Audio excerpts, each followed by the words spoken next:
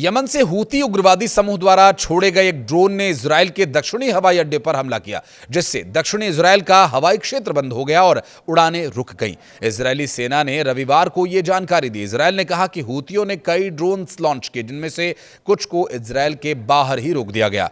Israel हवाई अड्डा प्राधिकरण के अनुसार कम से कम एक ड्रोन दक्षिणी इजराइल शहर एलात के पास रेमन अंतर्राष्ट्रीय हवाई अड्डे के यात्री हॉल से टकराया। हूती ने कई बार इजराइल के डिफेंस सिस्टम को गच्चा देकर मिसाइली हमले भी किए। हमले के बाद हवाई अड्डे के कुछ घंटों के बंद किए जाने की खबर थी और इसके बाद वहां आने जाने वाले विमानों को अन्य शहरों तक डाइवर्ट करना पड़ा। गजा और इजरायली हमले के विरोध में नवंबर 2023 से हूती संगठन इजराइल और इजरायली संपत्तियों पर हमले कर रहा है। यमन के हूती विद्रोहियों ने रविवार को इजराइल के एयरपोर्ट पर ड्रोन से हमला किया। इजराइल की सेना ने कहा कि हूतियों की ओर से दागा गया एक ड्रोन देश की बहुस्तरीय वायु रक्षा प्रणाली को भेदते हुए देश के दक्षिणी हवाई अड्डे पर गिरा। इस हमले में हवाई अड्डे की खिड़कियों के शीशे उड़ गए। इससे एक व्यक्ति घायल भी हुआ और कुछ समय के लिए जो वाणिज्यिक हवाई क्षेत्र था उसे बंद करना पड़ा। इजराइल का कहना यह है कि ड्रोन रेमन हवाई अड्डे तक पहुंचा, लेकिन इससे सीमित नुकसान हुआ। हमले के कुछ घंटों में उड़ानें फिर से शुरू कर दी गईं। इजरायली सेना ने कहा कि ड्रोन हमले से पहले कोई चेतावनी सायरन नहीं बजाया गया था।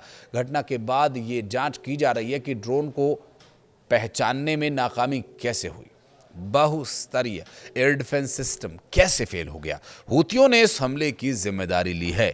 यह ड्रोन अटैक यमन की हूती विद्रोहियों के कब्जे वाली राजधानी सना पर इजरायली हमलों के बाद हुआ। इसमें हूती प्रधानमंत्री और दूसरे शीर्ष अधिकारी मारे गए। इस हमले के यमन और इजराइल के बीच करीब 2 साल से जो चल रहा संघर्ष था वो और बढ़ जाने का अंदेशा पैदा हो गया। इजराइल ने कहा कि हूती विद्रोहियों ने रविवार को एक के बाद एक कई ड्रोन्स दागे।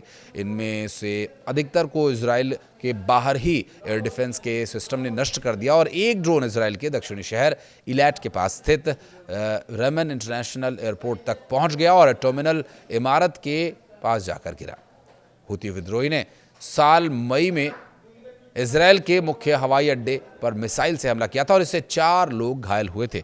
इसके बाद कई विमानन कंपनीज ने महीनों तक इजराइल के लिए अपनी उड़ानों को रद्द कर दिया था और इसके बाद अब ड्रोन से इजराइल एयरपोर्ट को निशाना बनाया गया है।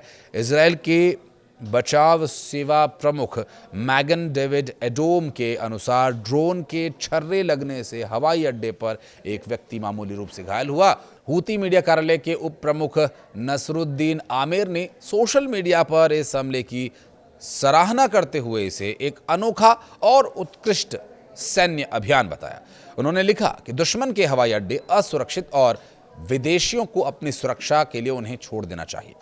अन्य संवेदनशील ठिकानों पर भी हमले हो रहे हैं। रविवार का हमला यमन की विद्रोहियों के कब्जे वाली राजधानी सना पर इजराइल हमले के 2 हफ्ते बाद हुआ, जिसमें हूती सरकार के प्रधानमंत्री और उनके मंत्रिमंडल के कई सदस्य मारे गए थे।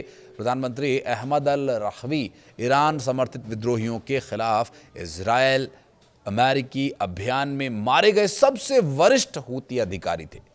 अल रखवी की हत्या के बाद विद्रोहियों ने इजराइल के साथ यमन के तट से लगे लाल सागर के एक महत्वपूर्ण नौवहन मार्ग से गुजरने वाले जहाजों पर भी अपने हमले तेज करने की कसम खाई। अपने हालिया हमलों में विद्रोहियों ने रोजाना कुछ मामलों में तो दिन में कई बार प्रक्षेपास्त्र दागे और इजराइल पर मिसाइली हमलों में क्लस्टर हथियारों का भी इस्तेमाल शुरू किया गया। क्लस्टर हथियारों में छोटे विस्फोटक होते हैं जिन्हें रोकना काफी मुश्किल होता है, जिससे इजराइल की वायु रक्षा प्रणाली को भेदने की संभावना और बढ़ गई। रेमन हवाई अड्डा 2019 में खुला और ये इजराइल के दक्षिणी सिरे पर स्थित एक रिसोर्ट शहर इलाट के लगभग 19 किलोमीटर दूर है। ये घरेलू और अंतर्राष्ट्रीय दोनों उड़ानें संचालित करता है। ये मध्य इजराइल में स्थित इजराइल के मुख्य हवाई अड्डे बेन गुरियन हवाई अड्डे से बहुत छोटा है। अमेरिकी राष्ट्रपति डोनाल्ड ट्रंप ने रविवार रात 7 सितंबर को हमास को अंतिम चेतावनी जारी करते हुए कहा था कि इस फिलिस्तीनी उग्रवादी समूह को गजा में बंधकों को रिहा करने के समझौते को किसी भी सूरत में स्वीकार करना होगा।